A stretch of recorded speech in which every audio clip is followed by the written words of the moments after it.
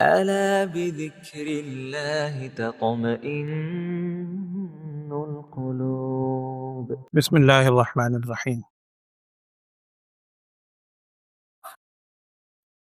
کائنات کی سب سے مقدس ترین ہستیاں حضرات انبیاء علیہ الصلاۃ والسلام، ان کے حوالے سے چند باتیں میں نے آپ سے عرض کی تھیں، اور کل بات پہنچی تھی خاندان بنی اسرائیل کے مشہور پیغمبر سیدنا حضرت موسیٰ علیہ الصلاۃ والسلام۔ ان کے حالات 2-3 نشستوں سے چل رہے ہیں، اور میں نے آپ سے عرض کیا تھا کہ مکمل حالات بیان کرنا مقصود نہیں ہے، صرف اہم باتیں اور بیشتر باتیں تقریباً ساری وہ ہیں جن کا قرآن نے کسی انداز میں تذکرہ مختصر یا تفصیلاً کیا ہے۔ حضرت موسیٰ علیہ الصلاۃ والسلام کے تذکرے میں کل ہمارے سامنے یہ بات آئی تھی کہ جب فرعون سے ان کو نجات ملی، اس کے بعد جب بنی اسرائیل کو لے کے وہ روانہ ہوئے تو راستے میں کیا واقعات پیش آئے تھے۔ وہیں بنی اسرائیل نے مطالبہ کیا تھا، فَأَتَوْا عَلَىٰ قَوْمٍ يَعْكُفُونَ عَلَىٰ أَصْنَامٍ لَهُمْ قَالُوا يَا موسیٰ اجْعَل لَنَا إِلَٰهًا آخَرَ، ہمارے لیے ایک معمول بنا دے، نعوذ باللہ۔ وہ ساری باتیں ہمارے سامنے آئی۔ آج اخیر میں ایک دو بات میں عرض کر دیتا ہوں مختصراً کہ حضرت موسیٰ علیہ السلام کے واقعات جو قرآن میں موجود ہیں، ان میں 2-3 واقعات اور بہت اہم ہیں جو قرآن نے بڑی تفصیل سے بیان کیے ہیں، اور بلکہ جو قرآن کی طویل ترین صورت ہے سورہ بقرہ کا نام بھی اسی واقعے پر رکھا ہے، اور بعض مفسرین لکھتے ہیں کہ یہ غالباً تورات کے نزول سے پہلے کا واقعہ ہے، واللہ اعلم۔ قرآن نے واقعہ نقل کیا ہے بڑی تفصیل کے ساتھ۔ مختصراً اس کی تفصیل یہ ہے اختصار کے ساتھ کہ بنی اسرائیل کے خاندان میں ایک شخص کا قتل ہو گیا۔ کچھ کہتے ہیں کہ ایک شخص نے کہیں نکاح کا پیغام بھجوایا، وہاں اس کو جب یعنی مثبت جواب نہیں ملا تو لڑکی کے باپ کو اس نے قتل کر دیا۔ یہ تاریخ کی روایتوں میں یا اسرائیلی روایات میں موجود، قرآن میں اس کا تذکرہ نہیں۔ قتل ہو گیا بندہ، قاتل کا پتہ نہیں چلتا تھا۔ اس سے پہلے یہ ذہن میں رکھیں کہ بنی اسرائیل کے قوم کو بچڑے کی پوجا وغیرہ جیسے انہوں نے مطالبہ کیا تھا، عقیدت تھی بڑے ان کے ذہنوں۔ تو ان سے یہ کہا گیا، انہوں نے موسیٰ علیہ السلام سے باقاعدہ درخواست کی قرآن کہ آپ اللہ تعالیٰ سے دعا کریں اس طرح قتل ہو گیا، قاتل کا پتہ چلا ہے۔ موسیٰ علیہ السلام نے دعا کی تو 3 لفظ آتے ہیں قرآن میں، 3 مختلف آیات۔ پہلے ان سے کہا گیا، اللہ جل شانہ فرما رہا ہے کہ گائے ایک لے لو اور گائے ذبح کر کے اس کا کوئی ٹکڑا مردے کے ساتھ لگاؤ، مردے میں جان پیدا ہوگی، اور وہ قاتل کا نام خود بتا دے گا، اس سے بڑی اور کیا تمہارے لیے سنو۔ اب چونکہ عمل کرنا نہیں ہے، سوال برائے سوال ہے، اب انہوں نے تنزیہ طور پر سوال شروع کر دیے۔ 3 سوال قرآن میں لکھا ہے پہلے پارے کے اندر۔ پہلے انہوں نے سوال کیا کہ قالوا ادع لنا ربک یبین لنا ما ہی، وہ گائے کیسی ہو جس گائے کو لگانے سے آخر مردہ زندہ ہوگا، پتہ نہیں کیا کوئی خاص گائے ہوگی، کوئی خاص اس گائے کی صفت تو بیان کر۔ اللہ تعالیٰ کی طرف سے کہا گیا کہ انہا بقرۃ لا فارض ولا بکر عوان بین ذلک، کہ نہ تو بہت بوڑھی ہو اور نہ بہت عمر کی ہو، درمیانی عمر کی ہو۔ پھر بھی کہا گیا کہ جو بھی عمل حکم دیا گیا کر گزرو، پھر بھی نہیں مانا۔ دوسرا سوال کیا کہ آپ اللہ سے دعا کر کے بتائیں کہ ما لونہا، اس کی رنگت کیسی؟ انہوں نے کہا بہت اچھا، رنگت کا جواب آ گیا، انہا بقرۃ صفراء فاقع لونہا تسر الناظرین، بڑا کھلتا ہوا زرد رنگ ہو، دیکھنے والے کو بہت اٹریکشن ہو، ایسا رنگ ہونا چاہیے۔ چلو جی، رنگ بھی پتہ چل گیا۔ تیسرا سوال پھر وہی کہ جی اور کچھ صفات بتائیں۔ قال ادع لنا ربک یبین لنا ما ہی ان البقرہ تشابہ علینا، یہ تو بڑا ہمارے مشتبہ ہو گیا ہے ایسی گائے ڈھونڈنا، لیکن یہاں انہوں نے وہ جملہ کہا تھا وَإِنَّا إِن شَاءَ اللَّهُ لَمُهْتَدُونَ، اگر اللہ نے چاہا تو ہمیں ہدایت مل جائے۔ اور حدیث میں آتا ہے نبی صلی اللہ علیہ وسلم ارشاد فرمایا، جس کا مفہوم ہے کہ یہ قوم اگر انشاءاللہ نہ کہتی تو بھی آگے ان کے اوپر قیودات لگتی چلی جاتی۔ بہرحال پھر ان سے کہا گیا کہ ایسی ہو نہ کھیتی میں اس سے کام لیا گیا ہو اور ایسا عیب بھی کوئی نہ ہو۔ پھر اس کے بعد وہ سارا واقعہ قرآن میں یہ نہیں ہے گائے کیسے ملی، لیکن گائے انہوں نے تلاش کی، تاریخ کی کتابوں میں بہت واقعات ہیں اس بارے میں۔ گائے تلاش کی، اس کو ذبح کیا، مردے کے ساتھ اس کا ایک ٹکڑا لگایا، مردہ زندہ ہوا، اور اسی پبلک میں عوام میں وہ قاتل موجود تھا، اس کی طرف اس نے اشارہ کیا کہ یہ میرا قاتل ہے، اس کے بعد پھر مر گیا۔ یہ کوئی افسانہ نہیں ہے، قرآن کا سچا واقعہ ہے۔ حضرت موسیٰ علیہ السلام کی قوم کے ساتھ یہ واقعہ پیش آیا، موسیٰ علیہ السلام کے نام سے قرآن مطلب ایک یہ واقعہ میں نے عرض کرنا۔ دوسرا واقعہ حضرت موسیٰ علیہ السلام کا، جب یہ وادی تیہ میں پہنچے، کل یہ بات ہمارے سامنے آئی تھی، اور انہوں نے ایک اتنا سخت جملہ کہا تھا کہ فَاذْهَبْ أَنْتَ وَرَبُّكَ فَقَاتِلَا، آپ اور آپ کا رب جائیں، وہ قتال کریں، اِنَّا هَاهُنَا قَاعِدُونَ، قرآن کے الفاظ ہیں، بے شک ہم تو یہیں بیٹھے۔ اللہ کے نبی کو اس سختی سے جواب دیا۔ اور حدیث کے اندر آتا ہے غزوہ بدر کے موقع پر نبی اکرم صلی اللہ علیہ وسلم نے، چونکہ آپ جانتے ہیں سارے واقعات میں نہیں عرض کر رہا، میں صرف ایک بات اس میں سے عرض کر رہا ہوں کہ جب وہاں آپ صلی اللہ علیہ وسلم تشریف لے گئے تو آپ صلی اللہ علیہ وسلم نے صحابہ سے پھر مشورہ کیا تھا کہ بھئی مشورہ کرو کیا کرنا چاہیے، تم لڑنے کو اب تیار ہو؟ کیونکہ قافلہ تو نکل گیا ابو سفیان کا، ہم لڑنے کی نیت سے نہیں آئے۔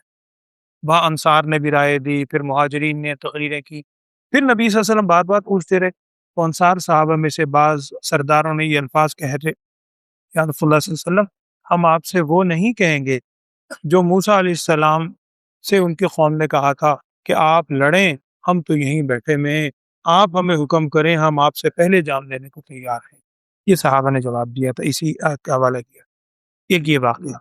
دوسرا ایک اور واقعہ حضرت موسیٰ علیہ السلام کا ہے، قرآن نے اس کا نام نہیں لیا ان بزرگ کا، قرآن نے کہا ہے کہ ایک عبدنا، میرے ایک بندوں میں سے تھا، لیکن حدیث کے اندر نام آتا ہے ان کا نام حضرت خضر علیہ السلام ہے، جن کے ساتھ واقعہ ہوا موسیٰ علیہ السلام۔ وہ واقعہ کیا تھا؟ یہ صحیح روایات میں، سیاہ ستہ کی روایات میں پورا واقعہ تفصیل موجود ہے۔ اس کا خلاصہ یہ ہے، چونکہ موسیٰ علیہ السلام کے زمانے کا ہے اور قرآن میں 15ویں پارے کے آخر میں اور 16ویں پارے کے آغاز میں تقریباً 2 رکوع میں یہ پورا واقعہ تفصیلاً بیان ہوا ہے، آپ خود بھی پڑھیں۔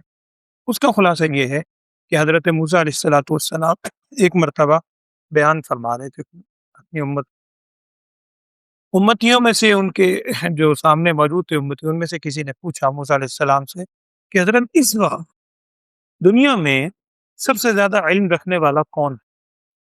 صاحب علم، علمی اعتبار سے سوال۔ اور موسیٰ علیہ السلام اللہ کے نبی تھے، برگزیدہ نبی، اور واقعتاً اس زمانے میں جو نبی ہو اللہ تعالیٰ سب سے زیادہ اسی ہستی کو علم عطا فرماتا ہے۔ موسیٰ علیہ السلام نے وہی ذہن میں سوچ تھی، انہوں نے کہا کہ سب سے زیادہ علم رکھنے والا میں انا۔ اب یہاں محدثین نے لکھا ہے، روایت کے اندر بھی آتا ہے کہ وہ غالباً اللہ جل غالباً کے لفظ بھی نہیں بولنے چاہیے، اللہ کے ساتھ اللہ ہی بہتر جانتا ہے۔ بظاہر محدثین نے جو لکھا ہے وہ یہ ہے کہ اللہ جل شانہ کو وہ میں کا لفظ کچھ پسند نہیں ہے۔ موسیٰ علیہ السلام سے کہا گیا کہ آپ سے زیادہ علم رکھنے والا بھی ایک ہے۔ اب موسیٰ علیہ السلام کو جستجو ہوئی، اس کے پاس جانا چاہیے، کہاں ملے گا؟ اللہ تعالیٰ نے ارشاد فرمایا کہ آپ ایسا کریں کہ روانہ ہو جائیں سفر پہ، اور ایک مچھلی کے بارے میں کہا گیا وہ مچھلی اپنے سامان میں رکھ لیں، سفر میں جس پوائنٹ پر جس جگہ وہ مچھلی آپ کو سامان سے غائب ہو جائے بس وہیں وہ بندہ ملے گا۔ موسیٰ علیہ السلام، یہ قرآن میں پورا واقعہ، وَإِذْ قَالَ مُوسَىٰ لِفَتَاهُ لَا أَبْرَحُ حَتَّىٰ أَبْلُغَ مَجْمَعَ الْبَحْرَيْنِ، قرآن نے مجمع البحرین کا لفظ بولا ہے، 2 سمندروں کے ملنے کی جگہ۔ اب یہاں مورخین نے مختلف پوائنٹ بیان کیے ہیں، قرآن نے وضاحت نہیں کی، کوئی بھی جگہ ہو سکتی ہے، اللہ بہتر جانتا ہے کہ جس جگہ وہ آپ کو شخص ملے گا۔ اب یہاں موسیٰ علیہ السلام کے ساتھ یوشع بن نون، کل بھی میں نے عرض کیا تھا، ان کو موسیٰ علیہ السلام کے بعد نبوت ملی، یوشع بن نون تھے ساتھ، یہ دونوں روانہ ہو گئے، سامان رکھ لیا، وہ مچھلی بھی رکھ لی۔ اب سامان میں رستے میں چلے جا رہے ہیں، موسیٰ علیہ السلام نے ان سے کہا تھا کہ بھی یہ خیال رکھنا، یہ مچھلی اگر غائب ہو جائے نا مجھے بتانا۔ اب ایک جگہ پر موسیٰ علیہ السلام ذرا تھک کے لیٹ گئے، وہاں کہتے ہیں کہ اچانک وہ مچھلی، اب یہاں 2 قول ہیں، قرآن کی وضاحت نہیں ہے، روایتوں کے روح سے، بعض کہتے ہیں وہ مچھلی بھی تلی ہوئی تھی، بعض کہتے ہیں تلی ہوئی نہیں تھی، ویسے مچھلی ڈالی ہوئی تھی سامان۔ وہ مچھلی اچانک سامان سے نکلی، اور نکلنے کے بعد دریا کے کنارے بیٹھے تھے، وہاں ایک دم دریا میں چلنی شروع ہو گئی، اور دریا میں بھی ایسی گئی کہ جیسے موسیٰ علیہ السلام نے جب عصا مارا تھا تو درمیان میں راستے نکل آئے تھے، اس طرح وہ راستہ اس کے لیے بنتا چلا گیا، دونوں طرف پانی اور وہ مچھلی دریا میں نکل گئی۔ اب یوشع بن نون دیکھ رہے ہیں حیرت سے، اچھا حیرت سے دیکھنے کے بعد واقعہ ہوا ختم، یہ بھی شاید اونگ میں آ گئے، لیٹ گئے۔ اس کے بعد اٹھے، موسیٰ علیہ السلام کو پتہ ہی نہیں، اٹھے روانہ ہو گئے۔ کافی آگے پہنچنے کے بعد موسیٰ علیہ السلام کو خیال آیا، کچھ کہتے ہیں کہ بھوک لگی، اگر وہ تلی ہوئی تو انہوں نے کہا بھی مچھلی نکالو۔ اب یوشع بن نون نے کہا وہ حضرت وہ تو مچھلی بہت پیچھے ایک جگہ پر غائب ہو گئی۔ موسیٰ علیہ السلام نے کہا اللہ کے بندے وہی تو جگہ ہمارا اصل جانے کا مقصد ہے، وہیں تو ان صاحب سے ملاقات ہوگی، واپس۔ اب موسیٰ علیہ السلام ان کو لے کر واپس آئے، اور قرآن کے الفاظ یہ ہیں وَمَا أَنسَانِيهُ إِلَّا الشَّيْطَانُ۔ یوشع بن نون نے کہا کہ مجھے وہ آپ کو بتلانا بھلایا نہیں مگر شیطان نے، میں بتانا چاہتا تھا بس شیطان نے بلا دیا۔ یہ بھی ایک پوائنٹ ہے، میں کسی وقت عرض کروں گا اس کی طرف سے۔ تو یہاں واپس آئے تو جہاں وہ مچھلی غائب ہوئی تھی وہاں دیکھا کہ ایک چٹان کے ساتھ ایک ہستی ہے اور نماز پڑھ رہے ہیں بزرگ۔ موسیٰ علیہ السلام نے سلام کیا، انہوں نے سلام کا بعد میں جواب دیا اور کہنے لگے اس خطے میں سلام کہاں، اس خطے میں سلام کرنے والا کون؟ انہوں نے کہا انا موسیٰ۔ انہوں نے جواب میں پوچھا کہ موسیٰ بنی اسرائیل؟ اب موسیٰ علیہ السلام اور چونکے، ان کو تو میرے بارے میں یہ بھی پتہ ہے میں بنی اسرائیل میں آیا ہوں موسیٰ۔ کہنے لگے جی موسیٰ بنی اسرائیل۔ پھر موسیٰ علیہ السلام نے کہا، قرآن کے الفاظ ہیں، آپ پڑھی 15واں پارہ کا آخر۔ موسیٰ علیہ السلام نے کہا کہ میں یہ چاہتا ہوں آپ کے ساتھ کچھ وقت گزاروں اور آج آپ سے کچھ سیکھوں۔ انہوں نے جواب دیا کہ انک لن تستطیع معی صبرا۔ اللہ تعالیٰ نے مجھے جو علم دیا ہے نا، مجھے جو بعض غیب کی باتیں اللہ تعالیٰ نے مجھے علم کے طور پر بتائی ہیں، علم غیب تو اللہ کا خاصہ ہے، جو اللہ نے مجھے عطا کی ہیں، آپ کے سامنے اگر وہ کام ہوا آپ صبر نہیں کر سکیں گے۔ انک لن تستطیع معی صبرا وکیف تصبر علی ما لم تحط به خبرا۔ موسیٰ علیہ السلام نے کہا ستجدنی انشاء اللہ صابرا، فکر نہ کریں انشاءاللہ آپ مجھے صبر کرنے والا پائیں گے۔ فانطلقا، چل پڑے۔ اب 3 واقعے اس میں آتے ہیں قرآن میں سارے۔ پہلا واقعہ یہ آیا کہ موسیٰ علیہ السلام کے ساتھ جب روانہ ہوئے تو روانہ ہوتے وقت کشتی میں بیٹھ کے روانہ ہونے لگے تو کشتی والے شہر حضرت خضر علیہ السلام کو جانتے تھے، انہوں نے کہتے ہیں کرائے برائے بھی نہیں لیا اور بٹھا لیا ساتھ۔ اب رستے ہی میں حضرت خضر علیہ السلام کیا اس اترنے سے کچھ پہلے سمندر کے اندر ہی ایک دم توڑنا شروع کر دیا اور کچھ اس کشتی کا ایک تختہ توڑ دیا۔ موسیٰ علیہ السلام سے برداشت نہیں ہوا، کہنے لگے انہوں نے اتنی خیر خواہی کی بغیر اس کے ہمیں بٹھا لیا اور آپ یہ کر رہے ہیں۔ خضر علیہ السلام سے کہا میں نے پہلے ہی کہا تھا آپ نے بولنا نہیں، آپ سے صبر نہیں ہو۔ موسیٰ علیہ السلام نے کہا لا تؤاخذنی بما، اوہ واقعی مجھ سے مواخذہ نہ کریں، میں آئندہ صبر کر۔ خیر وہاں اتر کے جب یعنی خشکی پہ اترے آبادی آ گئی، آبادی گزر رہے تھے، بچے کھیل رہے تھے۔ خضر علیہ السلام نے ایک بچے کو پکڑا، گردن مروڑی ہے جو بچے کو مار دیا، قتل۔ اب یہ موسیٰ علیہ السلام سے کہاں برداشت ہو، وقت کے نبی ہیں، اللہ کی طرف سے حکم۔ انہوں نے پھر سوال کر دیا کہ آپ نے ایک معصوم بچے کو بغیر کسی وجہ کے قتل کر دیا۔ خضر علیہ السلام نے پھر کہا جناب میں نے تو پہلے کہا تھا آپ سے برداشت نہیں ہوگا۔ اب یہ 15ویں پارے کی آخری آیت۔ موسیٰ علیہ السلام نے کہا کہ اوہ اب اگر اس کے بعد میں نے کوئی سوال کیا، اس کے بعد آخری ایک موقع جسے ہم کہتے ہیں ایک موقع اور دے دیں، اب اگر سوال کیا تو پھر آپ علیحدہ کریں، مگر سوال نہیں کر۔ خیر اب پریشان بھی ہیں کیا، آگے اس کی تعبیر بھی قرآن نے خود بتائی۔ باہر نکلے ایک آبادی آئی، اب بھوک بھی لگ رہی ہے دونوں کو۔ یہاں یوشع بن نون ساتھ ہیں یا نہیں کسی کتاب میں اس کی وضاحت نہیں ہے، دونوں قول ہیں، واللہ عالم ساتھ تھے یوشع بن نون اگلے سفر میں یا نہیں تھے، اللہ جانتا ہے۔ یہ الفاظ سے بظاہر لگتا ہے کہ یہ 2 ہی تھے۔ تو استطعم اہلھا جو آگے الفاظ آ رہے ہیں، اب جب وہاں اگلے آبادی میں پہنچے تو بھوک وغیرہ کی کچھ کیفیت تھی، انہوں نے آبادی والوں سے کہا کہ بھئی ہم بھوکے ہیں، بزرگ بھی تھے دونوں بوڑھے، لیکن آبادی والوں نے بجائے اس کی کہ معذرت بھی کرتے بڑی بے رخی دکھائی، انہوں نے کہا نہیں نکل جاؤ، یہ وہ سب ساتھ بڑا افسوس بھی ہوا، خیر چپ رہے، برداشت کر رہے ہیں۔ اب اسی آبادی میں آگے چلتے چلتے حضرت خضر علیہ السلام نے موسیٰ علیہ السلام بھی دیکھ رہے ہیں کہ ایک گھر کی نا دیوار ایسا کر کے گری ہوئی ہے، بالکل گر رہی۔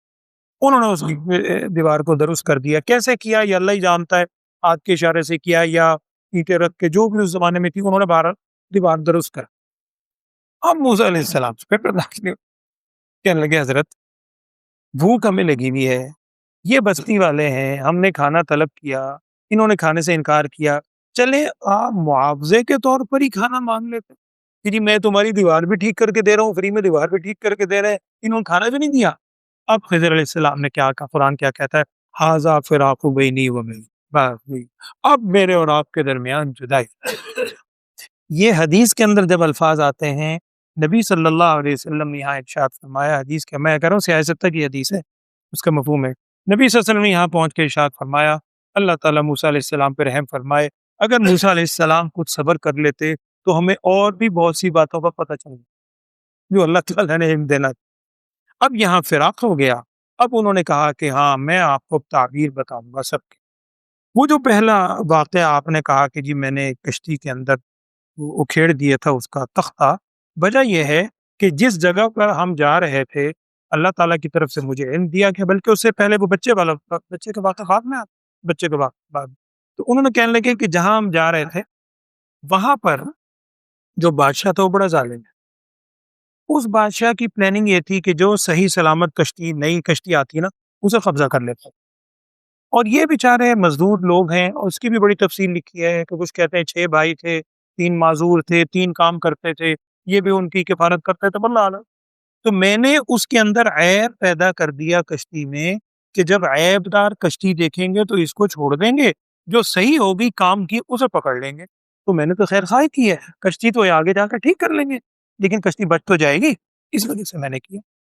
اور وہ جو بچے والا واقعہ آپ دیکھ رہے ہیں اس کی وجہ یہ تھی کہ وہ جو بچہ ہے اس کے والدین بہت نیک، اور اللہ تعالیٰ کی طرف سے مجھے علم دیا گیا، اللہ کے علم میں بھی ہے، مجھے علم دیا گیا کہ یہ بچہ اگر بڑا ہوا آگے چل کے یہ والدین کی بدنامی کا باعث بنے گا، لہٰذا اللہ کی طرف سے فیصلہ یہ ہوا کہ اس بچے کی ابھی جان لے لی جائے، اور اس کے بدلے اللہ جل شانہ ان والدین کو ایک لڑکی عطا کرے گا، اور بعض روایات میں آتا ہے کہ اس لڑکی سے اللہ تعالیٰ نبوت آگے چلائے گا ان کی اولاد میں۔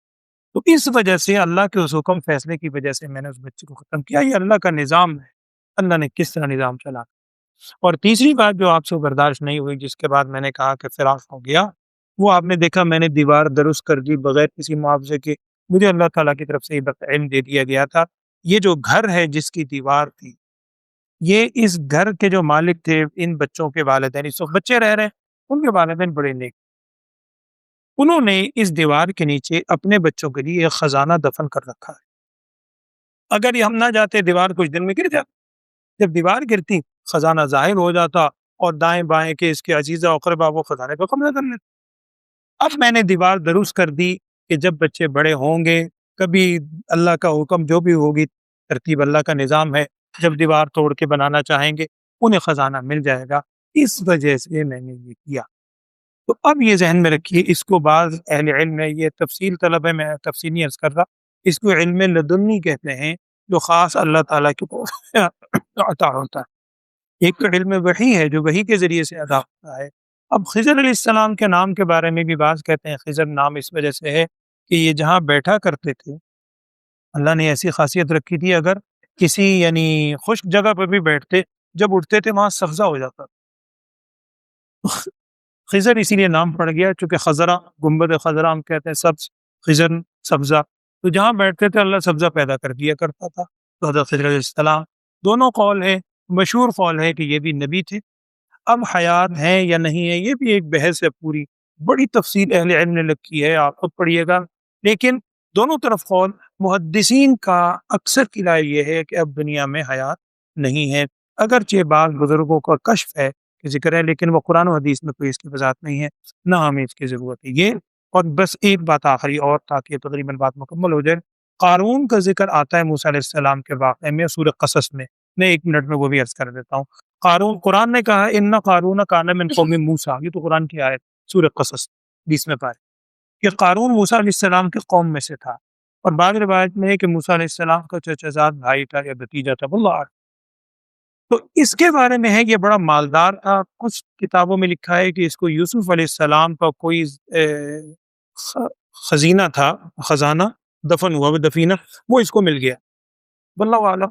اس کے پاس اتنی دولتیں تھیں، یہ قرآن نے بہرحال کہا ہے، اور قرآن کے الفاظ ہیں، آپ ذرا تصور کیجئے اس کے خزانے کی، قرآن کہہ رہا ہے وَآتَيْنَاهُ مِنَ الْكُنُوزِ مَا إِنَّ مَفَاتِحَهُ لَتَنُوءُ بِالْعُصْبَةِ أُولِي الْقُوَّةِ، اس کے خزانوں کی جو کنوز، کنز، چابیاں تھیں، وہ چابیاں اتنی زیادہ، اتنی وزنی تھیں ان چابیوں کو اٹھانے کے لیے لَتَنُوءُ بِالْعُصْبَةِ أُولِي الْقُوَّةِ، مضبوط لوگوں کی، نوجوانوں کی ایک جماعت چابیاں اٹھاتی تھی اور چابیوں کے وزن سے وہ جھک جاتی۔ تو کیا وہ خزانہ ہوگا آج ضرب المثل ہے قارون کا خزانہ، وہ واقعتاً قارون کا خزانہ تھا۔ اس کا واقعہ یہ ہے، یہ جب قارون کہیں سے گزرتا تھا تو موسیٰ علیہ السلام کے قوم کے سیدھے سادے لوگ، زیادہ تر غریب سادے لوگ، وہ تمنا کیا کرتے تھے کہ کاش ہمیں بھی اگر ایسا خزانہ مل جائے، ہم بھی اتنے امیر ہو جائیں۔ یہ فطرت ہے انسان کے، آج بھی انسان پتہ نہیں کس کس کو دیکھ کے کیا تمنا کرتا ہے۔ موسیٰ علیہ السلام سمجھایا کرتے تھے۔ اب پھر وہ واقعہ تفصیل ہے، میں صرف یہ عرض کر رہا ہوں کہ اللہ جل شانہ کی طرف سے قرآن کے الفاظ یہ ہیں فَخَسَفْنَا بِهِ وَبِدَارِهِ الْأَرْضِ۔ موسیٰ علیہ السلام کو بھی بدنام کرنے کی اس نے کوشش کی تھی، ایک عورت کے ساتھ منسوخ کیا تھا، یہ ساری روایات میں تفصیل کا موقع ہی نہیں ہے۔ قرآن نے بہرحال اینڈ پہ یہ بتایا آخر میں کہ اللہ تعالیٰ نے اس قارون کو اپنے خزانے سمیت زمین میں دفن کر دیا، اور جب یہ دفن وہ دھس گیا تھا، اور بعض روایات میں ہے کہ وہ زمین میں دھس گیا اور قیامت تک دھستا رہے گا، واللہ اعلم۔ تو یہ قارون جب دھسا تو وہی لوگ جو پہلے تمنا کیا کرتے تھے کہ کاش ہمیں بھی خزانہ ملے، سارے شکر ادا کرنے لگے، شکر ہے ہمیں یہ چیز نہیں ملی، ہم بچ گئے، ورنہ ہم بھی ساتھ دھس چکے ہوتے۔ یہ ہمارے لیے بہت بڑا سبق کہ ہم صبح و شام کسی کی نعمت کو دیکھ کے، کسی منصب، کسی چیز کو دیکھ کے بڑی تمنائیں کرتے ہیں، لیکن نہ معلوم اس کے لیے وہ کتنی بڑی آزمائش ہے۔ اللہ تعالیٰ نے جس حال میں رکھا ہے وہ اللہ تعالیٰ کو اس حال میں شکر ادا کرنا چاہیے۔ ایک آدھ بات میں دیکھ لوں گا اگر مزید ہوئی موسیٰ علیہ السلام کے واقعے۔ موسیٰ علیہ السلام کی وفات کا بھی بڑا عجیب واقعہ ہے، سیاہ ستہ میں صحیح بخاری کے اندر حدیث موجود ہے، کل میں آپ سے عرض کروں۔ الحمدللہ رب العالمین، اللہم صلی علی سیدنا و مولانا محمد وعلی آل سیدنا و مولانا محمد وبارک وسلم۔ اللہم ارنا الحق حقا وارزقنا اتباعہ وارنا الباطل باطلا وارزقنا اجتنابہ۔ اللہم اهدنا الصراط المستقیم صراط الذین انعمت علیہم من النبیین والصدیقین والشہداء والصالحین، وصلی اللہ تعالی علی خیر خلقہ سیدنا و مولانا محمد وعلی آلہ واصحابہ اجمعین۔